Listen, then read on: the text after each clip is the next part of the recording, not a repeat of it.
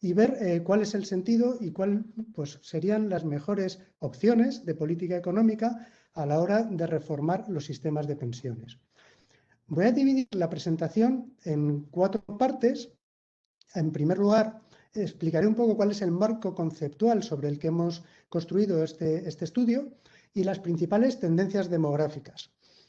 Luego haré un pequeño estudio, ¿no?, de los 11 sistemas que hemos visto en profundidad, solo un poquito por encima porque no tenemos tiempo suficiente para profundizar, pero explicaré, por ejemplo, el de Estados Unidos en profundidad para que se vea cómo hemos hecho el análisis, y de los 11 y de los 10 modelos restantes, pues un poco sus características principales y algunos indicadores.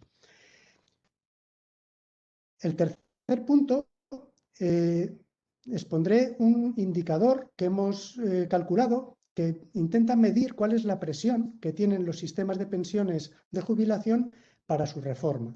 Y por último, las conclusiones del estudio. Empezamos con el marco conceptual. Bueno, siempre que se analiza un sistema de pensiones, es normal hablar de lo que se consideran los pilares del sistema de pensiones. Normalmente hay 3 pilares principales, que serían los pilares 1, 2 y 3, pero además suele añadirse un pilar por abajo y otro por encima, que son el pilar 0 y el pilar 4. Esto es común siempre que vas a analizar cualquier sistema de pensiones que esté estructurado en forma de pilares, de manera que tu pensión de jubilación al final se va configurando por la suma de lo que recibes de cada pilar. El pilar 0 son los esquemas públicos básicos, que son apoyos de política pública para gente que llega a la edad de jubilación y carece absolutamente de ingresos y de medios pues, incluso para vivir, para la propia subsistencia. Suelen ser apoyos no contributivos, no vinculados a una relación laboral, pero muchas veces funciona también como un complemento a mínimos, ¿no? Serían como las pensiones solidarias, que se suelen llamar también. El pilar 1 es el pilar obligatorio y contributivo. Es vinculado a una relación laboral. Siempre que entras en un contrato de trabajo, estás obligado a contribuir a la seguridad social y una parte de esa contribución va para financiar lo que son las pensiones de jubilación. Los sistemas que hemos analizado, pues en general son sistemas públicos de reparto, se llaman pay as you go, ¿no?, que con las contribuciones que se hacen por los trabajadores,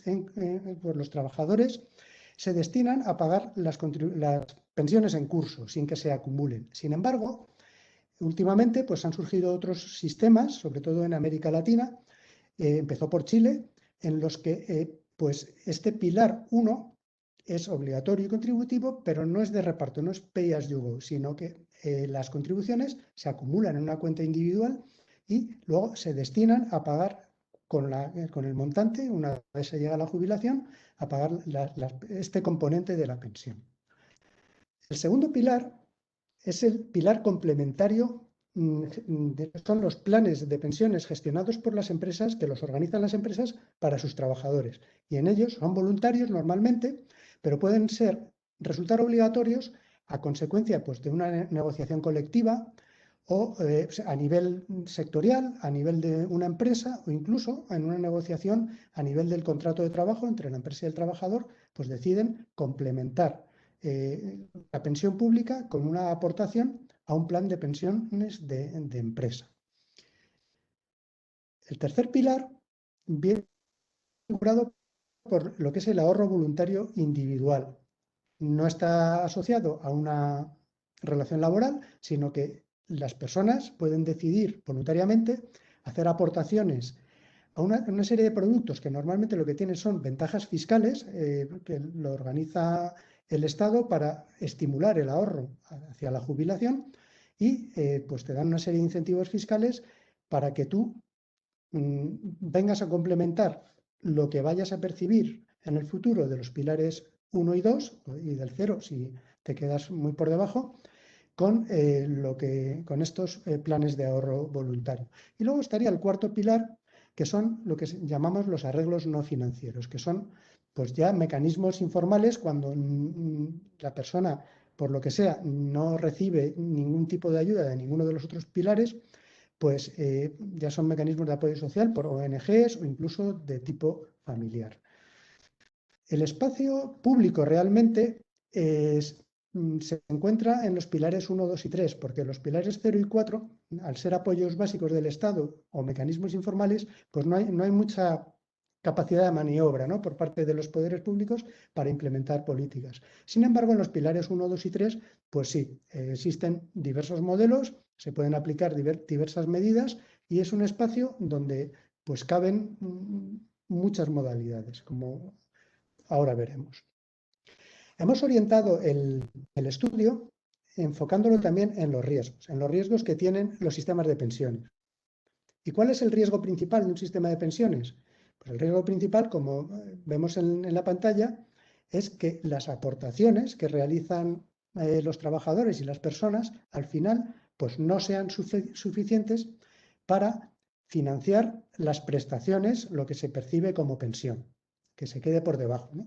Esto siempre tiene dos fases, una fase de acumulación, digamos, en la que se van realizando aportaciones, y una fase en la que te jubilas y empiezas a cobrar tu pensión. Pues el riesgo principal de un sistema de pensiones es que las aportaciones no lleguen a cubrir lo que se percibe como pensión. Pero a su vez, este riesgo principal se puede dividir en cuatro subriesgos, que digamos, ¿no? Los subriesgos financieros, demográficos, de desempleo y de inflación. El riesgo financiero está en que si la pensión al final se va a financiar con cuentas de capitalización en las que se va ahorrando un dinero, pues el riesgo financiero es el riesgo de mercado y el riesgo de crédito que afecta a las inversiones donde se van materializando estas aportaciones. Luego los riesgos económicos, el riesgo económico principal es el riesgo de desempleo y esto afecta mucho a los, digamos, a los sistemas, lo tenemos aquí, a los sistemas que se denominan pay as you go, ¿no? Los sistemas de reparto. Si no hay suficientes trabajadores haciendo contribuciones y además aumenta mucho la tasa de desempleo, pues se corre el riesgo de que las aportaciones no sean suficientes para pagar las pensiones en curso y por lo tanto alguien tenga que complementarlo, ¿no? Luego están los riesgos demográficos, que son de dos tipos. El primero de ellos sería el riesgo de los cambios en la estructura de la población, ¿no?, de las pirámides poblacionales que se deformen y haga que pues, aumente mucho, por ejemplo, el porcentaje de personas mayores respecto a las que están cotizando. Y luego hay otro riesgo demográfico que es el riesgo de longevidad agregada, que es el aumento generalizado que hay de la esperanza de vida. Bueno, y por último, el riesgo de inflación, que me lo he saltado, que también es un riesgo muy importante y que influye tanto en la fase de acumulación como en la fase de cobro de la pensión. Se puede perder mucho poder adquisitivo si el sistema no corrige adecuadamente la pérdida de poder adquisitivo a consecuencia de la inflación de las pensiones. Al final, la idea principal es que estos riesgos en realidad no existen. ¿Por qué? Porque las aportaciones no pueden ser inferiores a las prestaciones. Al final las aportaciones de alguna manera se tienen que igualar a las prestaciones y alguien tiene que asumir esa diferencia. ¿Y quién va a asumirlo? Pues puede ser que lo asuma el Estado. El Estado puede hacerlo aumentando impuestos, con lo cual lo traslada, ¿no?, a la totalidad de la población que hay en ese momento. Puede decidir incrementar su déficit fiscal con lo cual, y aumentar la deuda del Estado, con lo cual lo traslada a generaciones futuras. Otra opción es que lo asuman esa diferencia los pensionistas en forma de menores pensiones. También pueden asumirlo las aseguradoras en el caso de los sistemas en los que las rentas vitalicias pues, se han, digamos, contratado con aseguradoras privadas si se han producido desviaciones biométricas y al final no hay suficiente dinero para financiar las prestaciones, pues el riesgo lo correría la compañía aseguradora. Y por último, pues las empresas, ¿no? Que esto en los planes de pensiones de aportación definida y de contribución definida, que ahora explicaremos, pues puede ser que la empresa tenga un compromiso y si no hay dinero suficiente, pues tenga que asumir ese déficit. Un aspecto importante cuando se estudian los sistemas de pensiones y que analizamos en profundidad en el estudio es la cuestión de la presión demográfica. Actualmente, a nivel mundial, nos encontramos en un proceso que se llama de transición demográfica. Es un proceso en el que las dinámicas poblacionales están llevando a que la población envejezca. Es decir, que no solo vivimos más tiempo, sino también se está alterando el porcentaje de gente que alcanza edades avanzadas respecto a la gente más joven. Cada vez la proporción de gente mayor es mayor. ¿Y esto por qué? Hay tres, digamos, dinámicas poblacionales que influyen en todo esto. La primera es la dinámica de las tasas de fertilidad. Como podemos observar en los gráficos, esto lo hemos construido con las bases de datos poblacionales de Naciones Unidas, que tiene información desde el año 1950 hasta el periodo actual y además nos da proyecciones de qué piensa que va a ocurrir a nivel poblacional hasta finales de siglo, hasta el año 2100. Y lo que vemos pues es claro, y es que las tasas de fecundidad o fertilidad, como le queramos llamar, están cayendo drásticamente. Venimos de unas tasas de fecundidad en el año 1950, si vemos la línea azul de trazo grueso, que es América Latina, pues a principios de los años 50, el número de nacimientos por cada mujer se acercaba casi a 6. Actualmente ha ido cayendo, desde entonces ha ido cayendo y actualmente está en torno a 2 nacimientos por mujer y se estima que caiga un poquito más, pero se quede más o menos estabilizado así hasta finales de siglo. La siguiente dinámica poblacional que está influyendo en ese proceso de transición demográfica y de envejecimiento poblacional son las tasas de mortalidad. Y en el gráfico de la derecha, en amarillo, en el trazo grueso, se puede ver cuál es el porcentaje de muertes por grupos de edad desde el año 1950 hasta final de siglo. Y si vemos, en el año 1950, la probabilidad, el porcentaje de todas las personas que morían en un año, casi el 60% tenían una edad de entre 0 y 24 años. Esto ha ido mejorando. La tasa de mortalidad infantil era altísima y es lo que provocaba esas tasas de mortalidad tan altas, ¿no? Y esto pues ha ido cambiando la dinámica y ahora nos hemos quedado en el momento actual en el 9% y a finales de siglo la previsión es que sea el 1%. Es decir, solo de todas las personas que fallecen, solo el 1% a finales de siglo estarían en una edad entre 0 y 24 años. Y ahí están las dinámicas del resto de los grupos de edad. Esto lo que está provocando es un aumento continuo de la esperanza de vida. En azul, en el trazo grueso, vemos la de América Latina y actualmente pues está en 75 años, pero a finales de siglo se prevé que sea de 87 años. ¿Cómo se traduce esto en lo que son las pirámides poblacionales? Vamos a hacer una simulación de cómo evoluciona, cómo ha transitado la pirámide poblacional desde el año 1950 hasta el año 2100, en base a las estimaciones de Naciones Unidas. Estamos presentando aquí 3 pirámides poblacionales. Una en el año 1950. Es la foto de 1950. La de la izquierda es la de menor, esta de aquí sería la de los países de menor desarrollo relativo. Vemos que es una pirámide triangular. Las pirámides triangulares se caracterizan, aunque parece que sean muy buenas de cara a los sistemas de pensiones, sobre todo los de reparto, porque poca gente llega mayor, en realidad es una pirámide muy, muy agresiva, porque significa que las personas, la tasa de mortalidad infantil que hay aquí, tanto de hombres como de mujeres, es altísima. Y luego que mucha gente se va quedando por el camino, fallece y no llega a edades avanzadas.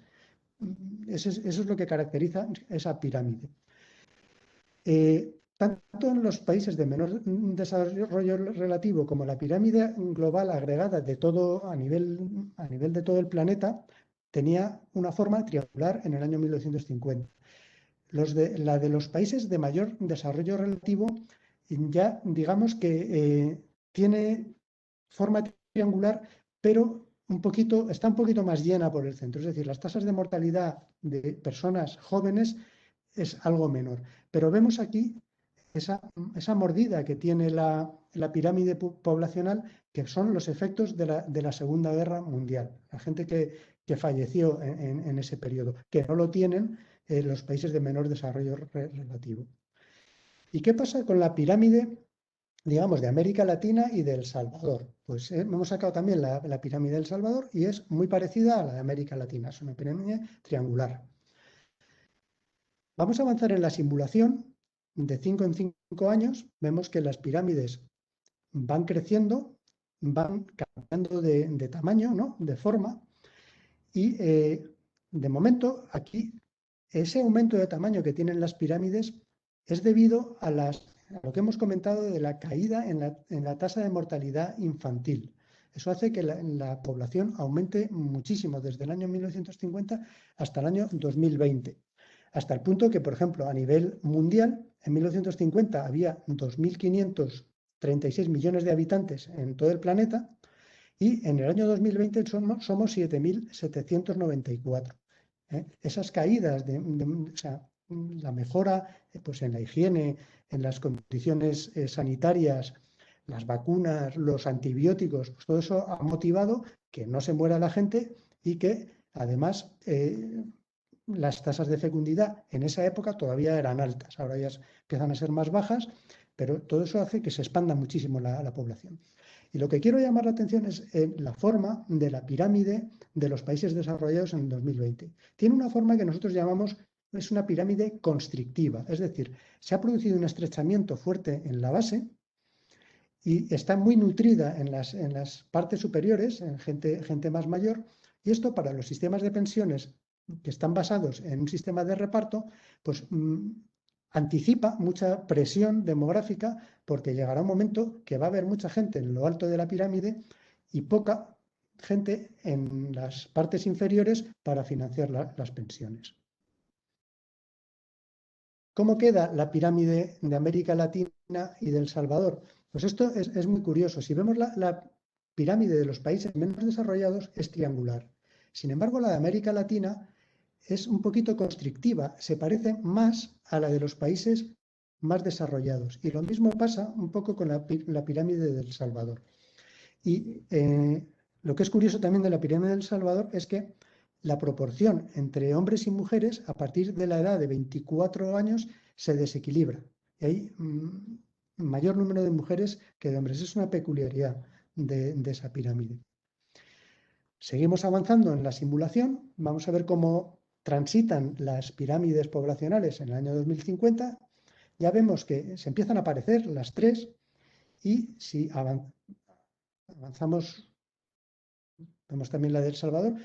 La característica de estas pirámides es que empiezan a aparecer como un tubo de vaso, ¿no? Como un edificio que tiene las paredes, digamos, verticales y al final tienen como el techo, ¿no? Que es cuando la gente se empieza a morir. Significa que la gente vive más y alcanza edades avanzadas en mucha mayor proporción que a principios de los años, en los años 50, ¿no?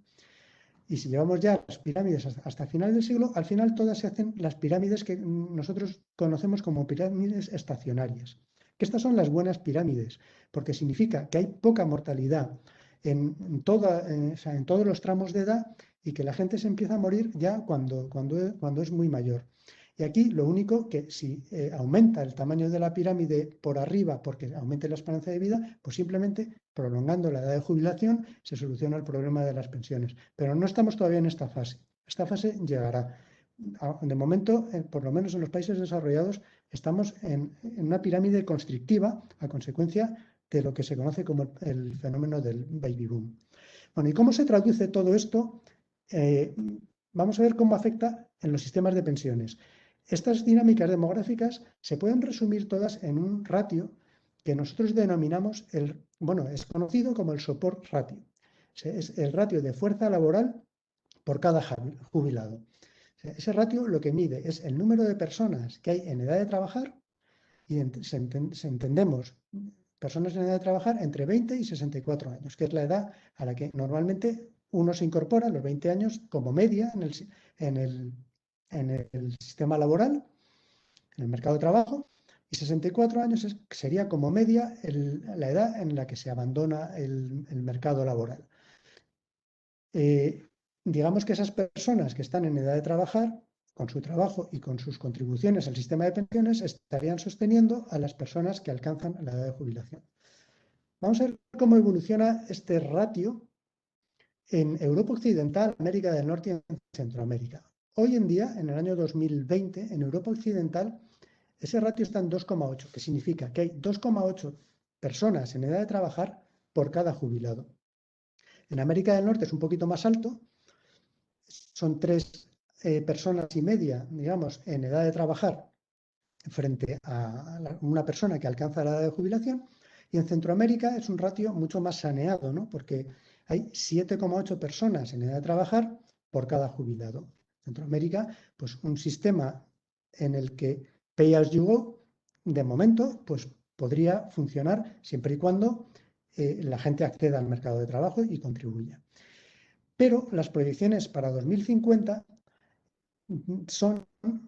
indican que en Europa Occidental este ratio va a caer, se va a deteriorar hasta 1,8. Es decir, va a haber casi 1,8 personas sería la fuerza laboral, están en condiciones de acceder al mercado de trabajo y con sus contribuciones tendrían que sostener a un jubilado. En América del Norte el ratio se deteriora también bastante, pero menos que lo que es en Europa Occidental, 2,4. Y en Centroamérica vemos que, si bien partía de un ratio muy saneado, en el año 2050, dentro de 30 años, este ratio también se deteriora ostensiblemente. Con lo cual, esto pone mucha presión en los sistemas de pensiones de jubilación, sobre todo los de reparto. Entonces, lo que hemos hecho es, como tenemos información de 201 países para construir este ratio de fuerza laboral por cada jubilado, hemos creado como un indicador que tiene en cuenta cuál es el ratio actual en 2020, pero también cuál es la tasa, el porcentaje al que se va a deteriorar en los próximos 30 años. Y con esos dos factores hemos construido un índice de presión demográfica. Y lo que nos ha salido es esto. Vemos que solamente los países del África subsahariana tienen un verde profundo, que significa que no tienen absolutamente ninguna presión. ¿Vale? Que tanto el ratio de fuerza laboral de personas en edad de trabajar por cada jubilado actual como el porcentaje en el que se va a deteriorar en el futuro hace que la presión sea muy bajita, es decir, no tienen presión. En lo que es América Latina, pues ya vemos que Brasil tiene más presión. Brasil y Chile sí tienen presión. Y los demás están muchos en verde, pero ya es un verde más pálido, ¿no? Esa presión va a ir en aumento, como hemos visto, ¿no? Para la región. En fin, y luego se ve claramente que Japón y Corea del Sur pues tienen ahora una presión tremenda demográfica.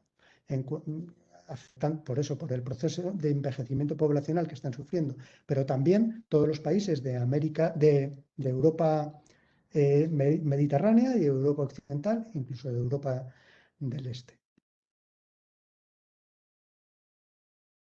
Vamos a ver ahora los modelos de referencia que hemos analizado para luego analizar cuáles son las reformas más habituales de los sistemas de pensiones a nivel mundial. Son estos 11 países de aquí, en lo que es el continente americano, pues hemos elegido el sistema de Estados Unidos, el de Brasil y el de Chile. En lo que es Europa, el sistema sueco, el de Holanda, Países Bajos, Reino Unido, Alemania, Francia y España, y en el continente asiático, el de Japón y el de Corea del Sur. Voy a explicar un poco en profundidad el sistema de los Estados Unidos, es el único que analizo en detalle para ver cómo lo hemos visto, cómo lo hemos analizado en el estudio. Los 10 restantes están analizados de la misma manera, pero solo veremos características principales ahora, ¿no? Porque no tenemos tiempo suficiente. ¿Y por qué veo el de Estados Unidos? Porque el sistema de pensiones de Estados Unidos se caracteriza por ser un sistema bastante estable. En realidad nos sale que tiene poca presión para la reforma. Han conseguido darle estabilidad. El sistema procede, la legislación procede del año 1935, pero obviamente ha sufrido muchas reformas. Y la última, así, más significativa fue en el año 1974, en la que lo que hicieron fue reforzar todo el mecanismo de protección a los sistemas complementarios. Si nos acordamos antes de los 5 pilares que hemos visto, había 3, los pilares 0, 1, 2 y 3, esos 4 pilares son los pilares fundamentales, ¿no? Pues el pilar 2 es el pilar de la previsión social complementaria de tipo empresarial. En Estados Unidos tiene un peso muy importante, ¿no? Entonces tuvieron que crear un organismo que es el PBGC, el Pension Benefit Guaranty Corporation, que era un organismo que lo que hace es intervenir en las quiebras de las empresas para que no se vean perjudicados los derechos por pensiones de sus trabajadores. Entonces, este organismo lo que hace es que cuando se produce la quiebra de una empresa, asumen ellos el pago de las prestaciones complementarias de esa empresa y bueno, pues se incorporan en la quiebra como un acreedor privilegiado. Eso se hizo en el año 1970 y desde entonces pues, es un sistema muy estable. El pilar 0, el pilar, digamos, asistencial, no contributivo, de carácter, te da una cobertura a aquellas personas que se han quedado al llegar a la edad de jubilación sin prácticamente ingresos, se otorga en Estados Unidos a través de una pensión que se llama de Supplemental Security Income, que es una pensión federal. Pero muchos estados, a su vez, establecen pues toman esta pensión básica y la vienen a mejorar. El pilar 1, que es el pilar contributivo obligatorio, en Estados Unidos además son pensiones públicas y de reparto. Es decir, con las contribuciones que se cobra de los trabajadores se financian las pensiones en curso. Tienen derecho a cobrar esta pensión las personas que, lógicamente, han alcanzado la edad de jubilación y han cotizado un mínimo de 10 años. Las cotizaciones son del 12,4%, la mitad a cargo de la empresa y la mitad a cargo del trabajador. 12,4% es una tasa de contribución relativamente baja en comparación con lo que hemos visto en otros sistemas. La media en la OCDE está en torno al 18,4%. Contribuciones por debajo de esa media ponen mucha presión para la reforma de los sistemas de pensiones porque suelen llevar consigo tasas de reemplazo bajas. La tasa de reemplazo lo que mide es la pérdida de poder adquisitivo que tienes cuando te jubilas. Si tú estás trabajando un día y al día siguiente te jubilas, y tu tasa de reemplazo es, por ejemplo, del 60%, significa que el primer mes que te jubilas vas a cobrar una pensión que representa el 60% de tu último salario. Tienes una pérdida de poder adquisitivo del 40%. Bueno, pues estas tasas de contribución pues pueden dar lugar a tasas de reemplazo muy bajas. Lo que pasa es que en Estados Unidos, como hemos visto, se complementa mucho con los planes de empresa. Por otra parte, también es importante que la base de cotización es bastante amplia. Son 142.800 dólares. Este techo de cotización sobre el cual se aplica este 12,4% en otros países es más bajo. La edad de jubilación. Estados Unidos ahora mismo la tiene en 66 años, pero está ya en tránsito hacia los 67 años, como lo estamos en muchos países. En España también lo estamos. Pero bueno, prácticamente gran parte de los países desarrollados están transitando hacia una edad de jubilación de los 67 años. Se permite jubilarse más tarde de los 67 años, pero además no es que se permita, es que se incentiva, y se incrementa un 8% la pensión por cada año de diferimiento. Además, dan facilidades y permiten compaginar la pensión con un trabajo retribuido, con lo cual, en cuyo caso se subsiste la obligación de seguir cotizando, y prevén también la posibilidad de jubilarse anticipadamente a los 62 años, pero tiene una penalización muy fuerte. Una característica del sistema de pensiones de los Estados Unidos es que tiene un primer pilar de carácter redistributivo. Es decir, la pensión pública se calcula de forma paramétrica, con parámetros relacionados con tu carrera laboral. En particular, hay que calcular lo primero lo que se llama el pensionable salary, que es el salario pensionable, aquí le llamamos base reguladora, que es la media de los salarios sobre los que tú has cotizado durante tu vida laboral. Y en Estados Unidos, además, se toma toda la carrera laboral, pero se eligen aquellos 35 años con mayor importe salarial. Una vez tienes ese salario pensionable, para calcular tu pensión, utilizan un sistema, aplican unas tasas de reemplazo por tramos. De manera que el que ha ganado por término medio durante su carrera laboral por debajo de $996, pues cuando se jubila tiene una pensión del 90% de ese salario. O sea, la pérdida de poder adquisitivo es muy pequeñita. Pero si ha ganado por encima de 996 y por debajo de 6.000, a ese exceso se le aplica una tasa de reemplazo solo del 32. Y si ha ganado por encima de 6.000, al exceso del 15. Por lo tanto, tiene un carácter muy redistributivo. Las personas que han tenido un salario bajo reciben una pensión alta, pero los demás, cuanto más alto ha sido el salario, más pérdida de poder adquisitivo tiene y más lo tienen que completar con los otros pilares.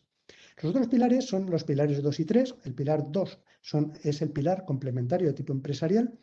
En Estados Unidos es voluntario, lo organizan las empresas para sus trabajadores, pero puede resultar obligatorio como consecuencia de una negociación colectiva para todo un sector, para una empresa, a nivel de un acuerdo con el trabajador, puede resultar obligatorio, y en ese caso la empresa lo organiza y puede contribuir para complementar su pensión tanto el trabajador como la empresa, o incluso lo normal es que contribuya el trabajador y a las contribuciones que haga el trabajador la empresa se las complementa. Por cada dólar que mete el trabajador, pues la empresa le pone $1 más o 2, dependiendo del contrato. Los planes de pensiones de este pilar empresarial complementario son de 3 tipos, y esto es un esquema que se repite a nivel mundial: de contribución definida, de prestación definida e híbridos. El plan de contribución definida más popular es el plan 401K, lo tienen casi 70 millones de trabajadores y hay ahora mismo fondos acumulados por $5,3 billones, que son trillions americanos, que vienen a ser como 4 veces el PIB de España solo en ese tipo de planes. Pero tienen una casuística mayor. Tienen otros planes, por ejemplo, unos que se llaman Plan Profit Sharing o los ESOP, que son planes que comparten de alguna manera las ganancias de la empresa con los trabajadores para estimular su productividad.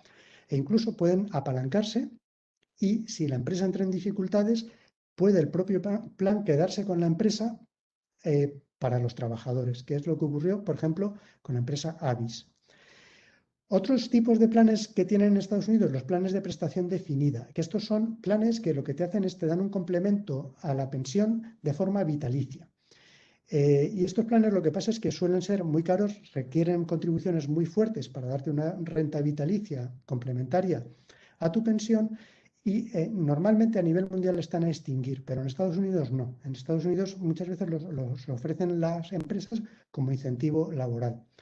Pueden ser financiados, normalmente son financiados, pero algunos no tienen activos detrás que los respaldan.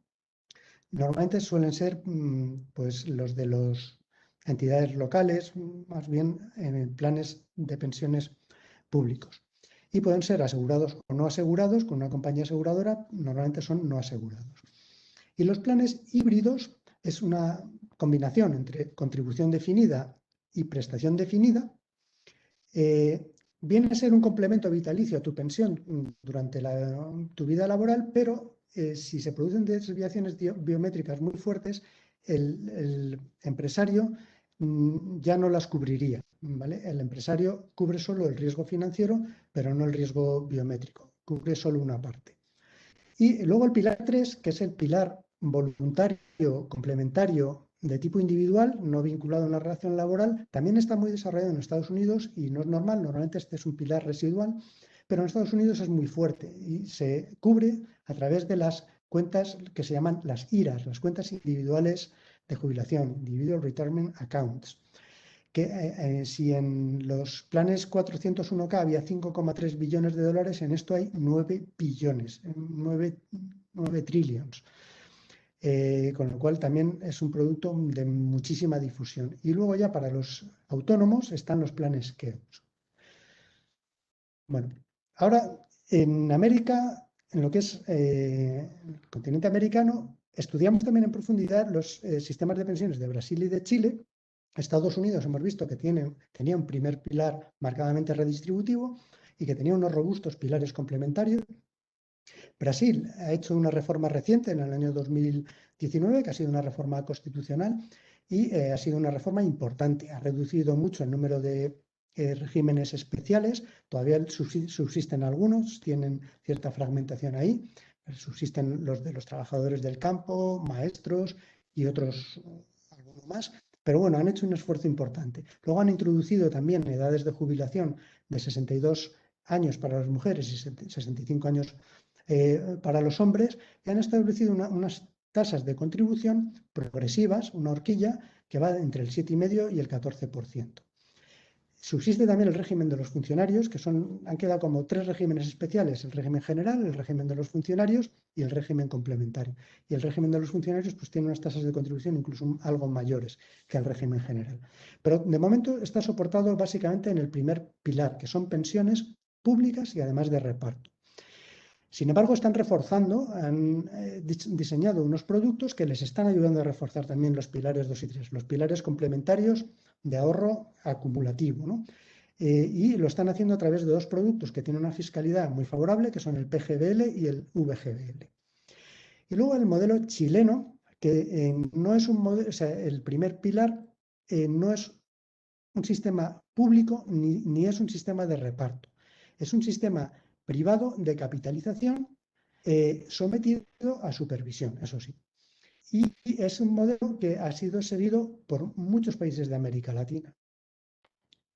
Entonces, vamos a ver ahora un poco los indicadores. Hemos sacado un montón de indicadores que afectan a los sistemas de pensiones y en el lado positivo, en el de Estados Unidos, como características que le quitan presión para la reforma, vemos las flechas verdes de aquí, que el sistema de Estados Unidos se caracteriza porque tiene unos activos en planes de ahorro privados de jubilación y de empresa altísimos, representan el 150,3% del Producto Interior Bruto en activos de los Estados Unidos, y estamos hablando del PIB de Estados Unidos, ¿no? Que yo creo que están en torno a 20 trillions, pues tienen 30 trillions en activos destinados a la jubilación. Es un complemento muy fuerte. Y esto les permite que el gasto público en pensiones, la segunda línea verde de aquí abajo, el gasto público en pensiones respecto al PIB, pues sea bajito. Y en el lado negativo tienen pues la demografía, el ratio que hemos visto, el support ratio, el ratio de personas que alcanzan de fuerza laboral respecto a las personas jubiladas, pues se les va a deteriorar mucho.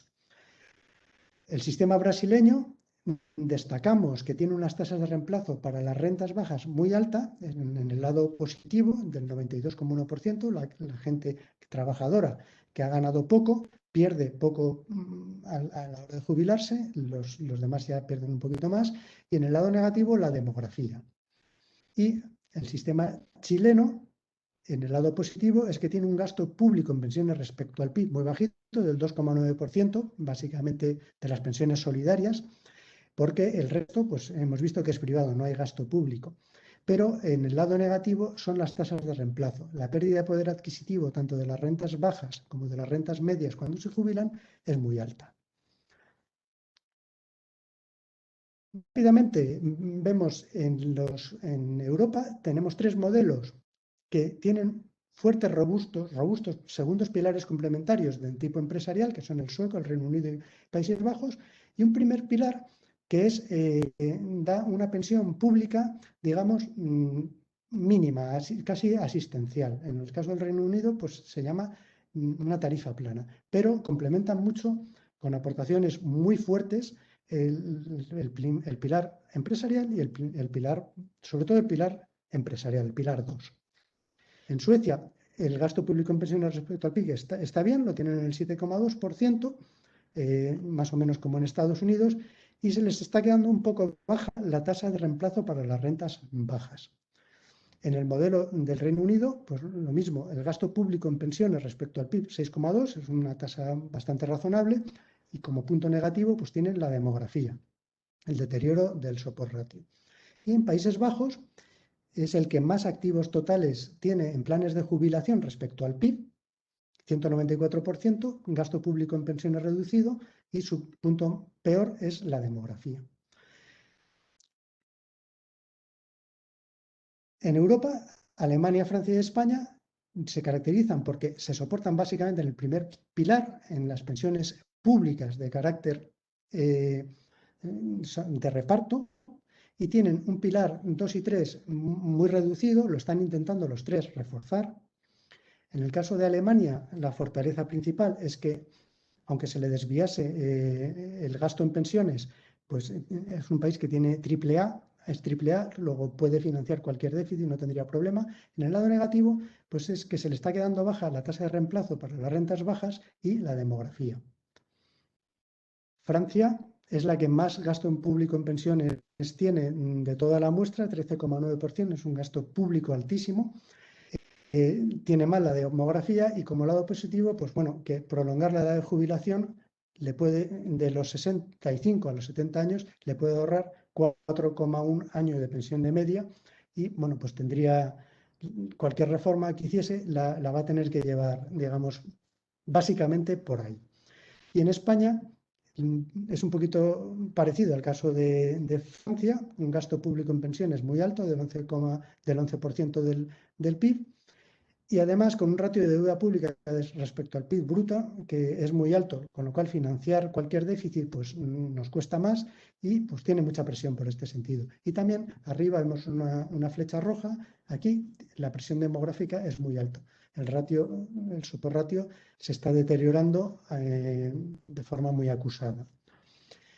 Y bueno, Japón y Corea del Sur. Japón es el que demográficamente peor panorama tiene porque tiene un support ratio de 1,8 personas en edad de trabajar y se le va a deteriorar hasta 1,2 en el año 2050. Entonces lo que están haciendo tienen un primer pilar de cobertura básicamente casi asistencial y tienen un fuerte estímulo a la jubilación diferida. Y Corea del Sur tiene un pilar, es parecido a Estados Unidos, el primer pilar es redistributivo, favorece a las personas que han tenido rentas bajas y en perjuicio de las personas que han tenido rentas altas a la hora de jubilarse, y tiene un elemento característico que es que vinculan la indemnización por despido al segundo pilar, es lo que se conoce como la mochila sueca. Japón, vemos que el gasto público en pensiones, el gasto público es alto, tiene mal el tema demográfico y como lado positivo pues porque puede prolongar la edad de jubilación e intentar así pues reducir la presión para la reforma. Y Corea del Sur, gasto público en pensiones bajo y la demografía y tasas de reemplazo pues con mucha presión. Bueno, con todos estos indicadores lo que hemos hecho es crear un índice sintético que mide las dos fuentes de presión para reformar un sistema de pensiones. Por un lado, esa presión te puede venir por la insuficiencia de las pensiones para las rentas bajas, para las rentas medias, y también te pone presión la insuficiencia de activos en planes de jubilación. Y por otro lado, te puede venir la presión para reformar tu sistema de pensiones por falta de sostenibilidad del sistema, por la presión demográfica, por la presión presupuestaria y por las finanzas públicas del propio país. Hemos creado un indicador sintético, este solo lo hemos podido construir para 45 países y este es el resultado. Japón el peor, con Grecia y los países de Europa Occidental también los que peor panorama tienen, Europa mal panorama en rojo y pues los que mejor lo tienen son Estados Unidos, Canadá, Australia, Reino Unido, Dinamarca y Holanda. Bueno, vamos ya a concluir porque estamos terminando el tiempo. ¿Hacia dónde están yendo las reformas? La idea principal a las que se dirigen por toda esta presión que están sufriendo los sistemas de pensiones, pues es a equilibrar un poquito más los pilares. Ahí vemos los pilares 0, 1, 2 y 3. Inicialmente partimos de un pilar 1 muy fuerte y la idea es hacer ese pilar 1, que es las pensiones públicas, más pequeñito y reforzar los pilares 2 y 3. Las medidas más habituales pues, es aumentar la edad de jubilación, aumentar las tasas de contribución al sistema, reformas paramétricas que reducen las tasas de reemplazo, incentivar a las empresas para que creen complementos. No es solo reducir la tasa de reemplazo, sino tienes que incentivar que haya planes de pensiones complementarios de tipo empresarial, de capitalización, digamos, ¿no? Y reforzar mucho el pilar 0 para las personas que se queden en una mala situación y la gestión recaudatoria y la lucha contra el fraude, entre otras medidas. Bueno, para profundizar un poquito en mayor detalle, tenemos este estudio, es público, pongo un código QR ahí, lo voy a... bueno, al que quiera se le puede circular la presentación, está el código QR que te lleva directamente al estudio en nuestra página web. Y yo creo que con esto ya estamos en tiempo. Excelente, Ricardo, muchísimas gracias. Vamos a proceder entonces con el tema de las preguntas. Tenemos aquí varias. Tengo la primera de Maynor Olivas, que es desviación biométrica. Pues desviación biométrica son, digamos, dos cosas. Se te pueden desviar dos cosas que pueden afectar a un sistema de pensiones. Primero, normalmente tú calculas las pensiones teniendo en cuenta unas tablas de mortalidad, ¿no? Tú esperas, en base al pasado, que la gente fallezca en determinadas edades, ¿no? Entonces, esas tablas biométricas son las que se utilizan para hacer todos los... Y puedes sufrir desviación en el sentido de que la gente fuera de otra manera a la que tú tenías previsto. Por ejemplo, la pandemia ha incluido, o sea, ha supuesto una desviación biométrica. Está muriendo más gente mayor de la que preveían las tablas. Pero esta desviación no es suficiente como para alterar el efecto que está teniendo el aumento de la longevidad, que está poniendo mucha presión para la reforma. Es decir, la tasa de letalidad del virus no ha sido suficiente como para arreglar el problema de las pensiones ni de lejos, ¿vale? Pero eso es una desviación biométrica. Y otra desviación es el aumento de la esperanza de vida que tenemos, que hemos explicado antes. La gente ahora cada vez es más longeva y no se sabe si se va a encontrar una medicación, una forma, algo que ayude a prolongar la vida más allá de los límites que concebimos en estos momentos. Si eso sucediese, que es un poco ciencia ficción, pero bueno, la ciencia avanza mucho. Si eso sucede, pues los países con sistemas de pensiones basados en una técnica de reparto, pues tendrían un problema muy grande. Ricardo, tenemos otra pregunta por acá de Cintia Hernández. ¿Qué mecanismos han utilizado en otros países para fomentar el aporte en fondos privados cuando existe poca credibilidad por los elevados costos administrativos? Pues ahí esa pregunta es muy buena. Digamos que cuando hemos explicado todo esto, hay dos tipos de fondos, ¿no? Los fondos del Pilar 2, que son fondos que son planes que organizan las empresas para sus trabajadores, y los puramente privados, que tú pues, lo adquieres con un banco, una aseguradora o una gestora de fondos de inversión, ¿no?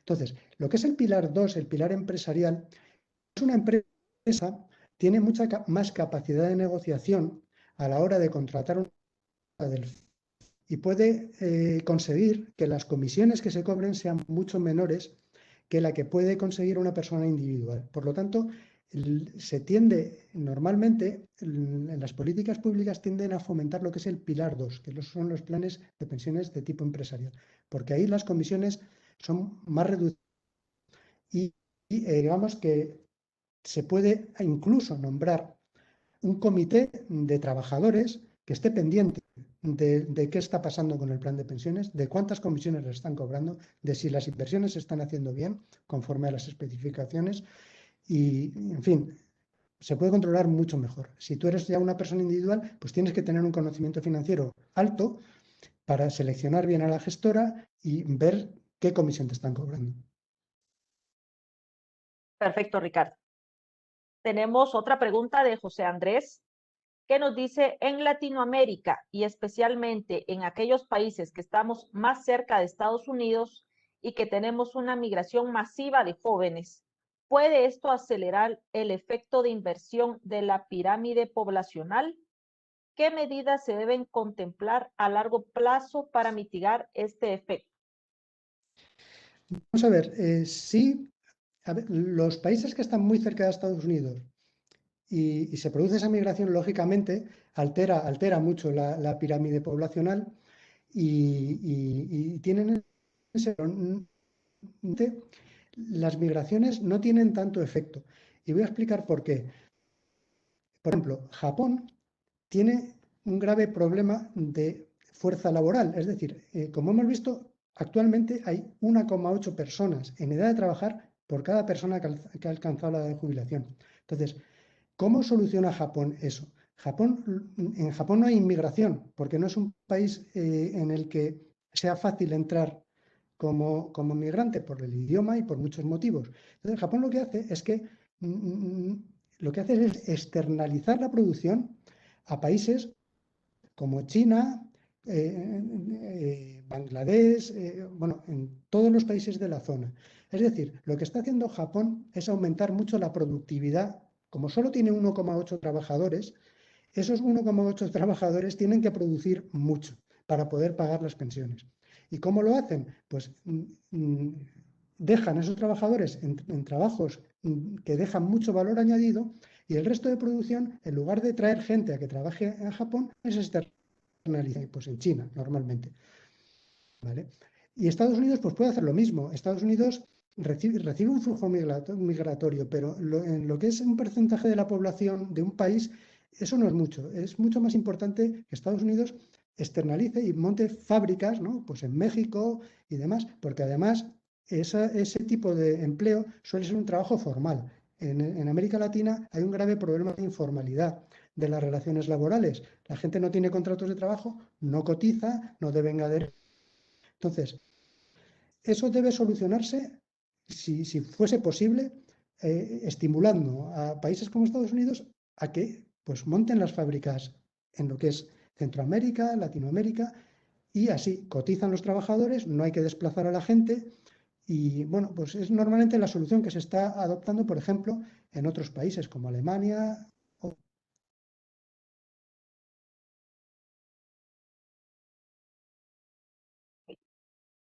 Gracias. Otra pregunta también de parte de Sharon. Los países con alta tasa de longevidad, ¿qué acciones están tomando para evitar que las aportaciones de la base de fuerza laboral sea insuficiente para cubrir las prestaciones en jubilación?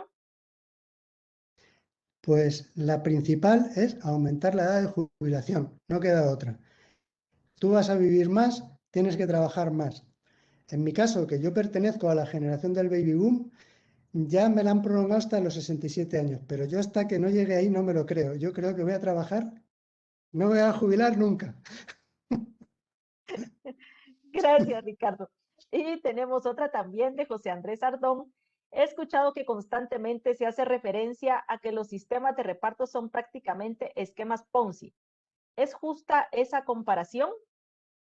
A ver, a mí no me gusta porque estamos en políticas sociales. mayores, ¿vale? Entonces, mezclar eso con un esquema Ponzi es utilizar un lenguaje que no... El problema de los sistemas de reparto es un problema de la deformación que tiene ahora mismo la pirámide poblacional, que se ha vuelto constrictiva, ha caído mucho la tasa de fecundidad y además vivimos mucho más tiempo. Es un tema puntual de la generación del baby boom. Desaparecerá. Llegará un momento que las pirámides sean estacionarias y entonces simplemente con aumentar la edad de jubilación se puede tener perfectamente un sistema de reparto. Y luego otra cosa, no, en realidad ya no hay sistemas de capitalización puros, porque se ha visto que al final las pensiones que dan hay que acumular muchísimo dinero para tener una...